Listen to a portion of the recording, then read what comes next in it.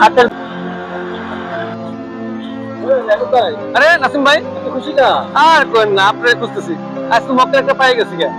কি পাই গেছে? স্বর্ণ কিনছি, আটানি স্বর্ণ, মাত্র 15,000 টাকা দিয়ে। 18 স্বর্ণ বুঝি 15 পাওয়া যায়? আর কি কোন আপনি দেখেন, এই যে চকচকাইছে। আপনি স্বর্ণের ভরি দাম জানেন তো? ওরে দেখেন, আমি জানি তো ভাই। জানলে 15 টাকা দিয়ে 8 মাস স্বর্ণ দিতে ওরে এত বিপদ পড়ছে, হ্যাঁ মানে মানে আমি যদি না কিনি ও তো চলতেই পারো।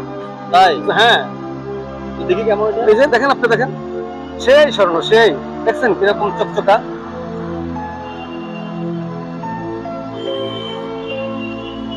আর এটা স্বর্ণ না, হ্যাঁ, কি কোন ভাই আপনি? এটা ইমিটেশন। হ্যাঁ, কি কোন আপনি? কি কোন আপনি?